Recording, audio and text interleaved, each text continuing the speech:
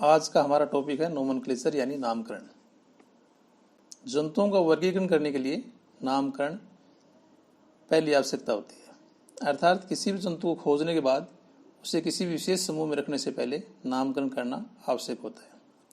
वर्गीकरण के इतिहास के प्रारंभिक दौर में जंतुओं का नामकरण और वर्गीकरण एक जटिल समस्या थी, क्योंकि एक ही जंतु या जंतु प्रजाति के जो सदस्य हैं उनको अलग अलग भाषा में अलग अलग नाम से जाना जाता था। विश्व के अलग अलग देशों में एक ही जंतु को अलग अलग नाम से जाना जाता था। इसके अलावा एक ही देश के विभिन्न राज्यों में और विभिन्न राज्यों के विभिन्न जिलों में भी एक ही जंतु को अलग अलग नाम से जाना जाता था।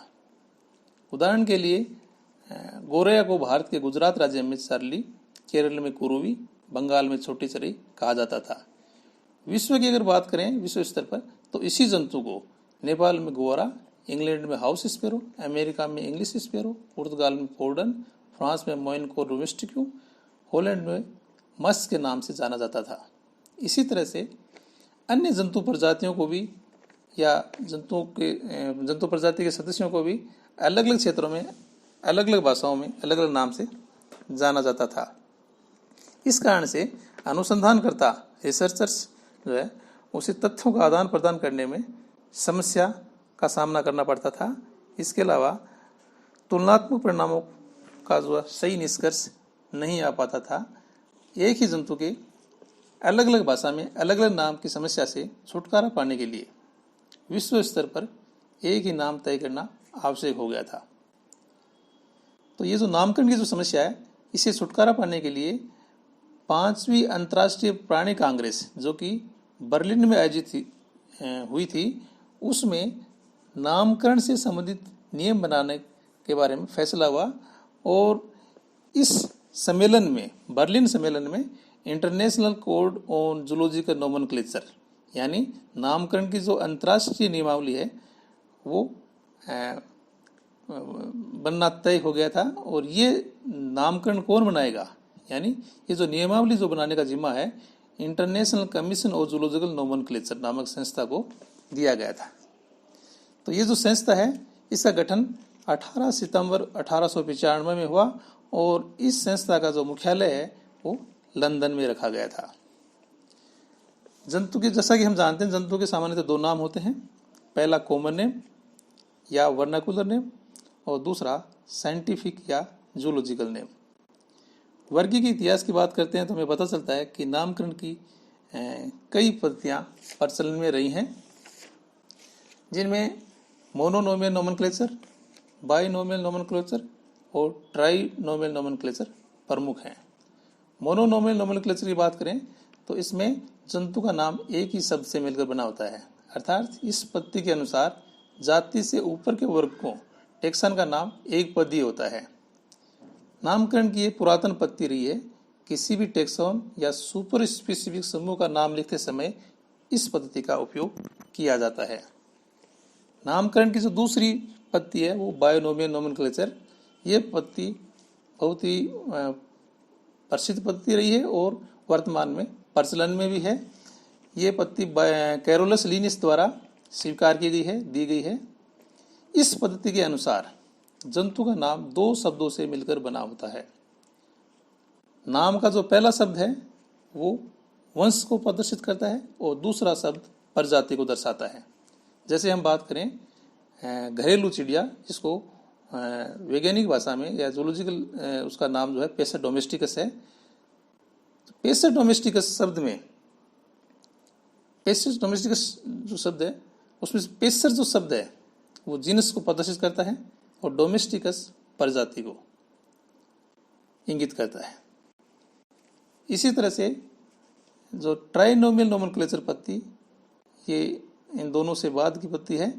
और हम जानते हैं कुछ ऐसे जंतु होते हैं जिनमें काफ़ी कुछ बाह्य समानताएं होते हैं, यानी बाहर से देखने पर ऐसा लगता है कि एक ही स्पीसीज है, लेकिन इन जंतुओं के कुछ लक्षण भिन्न होते हैं और आनुवंशिक विभिन्नता भी पाई जाती है। ऐसे जंतु का नाम 3 शब्दों से मिलकर बना होता है। पहला जो नाम है उसका पहला जो शब्द है वो वंश को प्रदर्शित करता है। नाम का दूसरा शब्द जाति को और तीसरा उपजाति को दर्शाता है। उदाहरण के तौर पर कोर्वस स्प्लेंडेन स्प्लेंडेंस, यहाँ पर कोर्वस जो है जीनस को प्रदर्शित करता है, स्प्लेंडेंस जाति, और पुनः जो स्प्लेंडेंस है वो उपजाति को।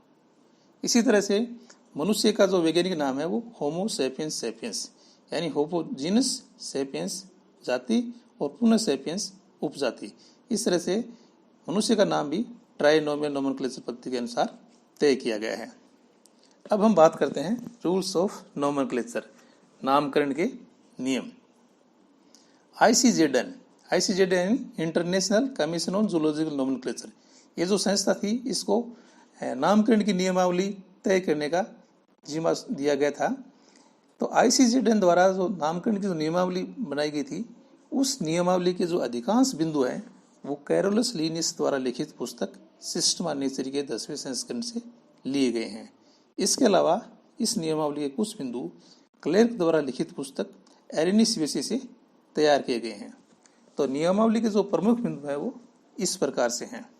पहला बिंदु यह है कि जंतु का वैज्ञानिक नाम जो कि वंश और प्रजाति से मिलकर बना होता है, दो शब्दों से मिलकर बना होता है, इटैलिक्स भाषा में लिखा जाएगा।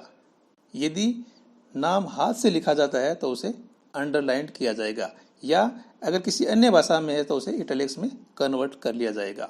तो कहने का मतलब है साइंटिफिक नेम जो है इटैलिक्स में होना चाहिए। नियमावली का दूसरा नियम यह है कि जेनेरिक नाम, यानी जो नाम है तो नाम का जो पहला जो शब्द है वो वंश, तो वंश का पहला जो अक्षर है वो कैपिटल होगा, और शेष स्पेसिफिक नेम सहित सभी जो लेटर हैं वो लोअर लेटर होंगे। तीसरा जो नियम है नियमावली का वो ये है कि सबसे पहले नाम लिखते समय सबसे पहले वंश का नाम लिखा जाएगा, उसके बाद में जाति और उपजाति लिखा जाएगा। नियमावली का जो चौथा नियम है वो ये है कि जंतु को अलग अलग नाम से जाने जाने के कारण, या अलग अलग वैज्ञानिकों द्वारा अलग अलग नाम दिए जाने के कारण, जो प्रथम खोज करता है या जिस व्यक्ति ने प्रथम बार नाम प्रकाशित किया है वही नाम मान्य होगा। इसके अलावा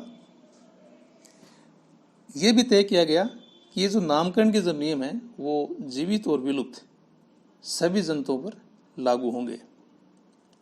इसके अलावा अगला नियम यह है कि जाति के ऊपर के सभी जो वर्गक हैं उसका नाम एक पद, जाति का नाम 2 पद और उपजाति का नाम 3 पद होगा। नामकरण की जो ये जो नियमावली है इसमें ये भी बताया गया कि एक से अधिक नाम होने पर या विवाद होने की स्थिति में जो नाम है उसमें जीनस, उसके बाद में स्पीसीज या सभी स्पीसीज, और इसके बाद में खोजकर्ता का नाम, साथ ही खोजने का जो वर्ष है वो भी लिखा जाएगा। यानी नाम के साथ में, नाम जो वैज्ञानिक नाम है जीनस और स्पीसीज या उपस्पीसीज से मिलकर बना होता है, उसके साथ में खोजकर्ता का नाम और जंतु को खोजने का वर्ष ये भी साथ में लिखा जाएगा।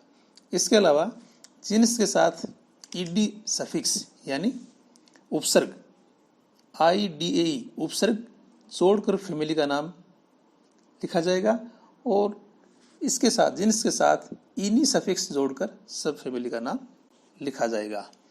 इस तरह से ये जो नामकरण की पद्धति है कार्लोस लीनियस द्वारा एक तरह से लिखित पुस्तक से ही इसके अधिकांश बिंदु लिए गए हैं, वर्तमान में प्रचलन में रही है। हालांकि इसमें कई जो अपवाद भी हैं, लेकिन फिर भी अभी ये पद्धति मान्य है और प्रचलन में है।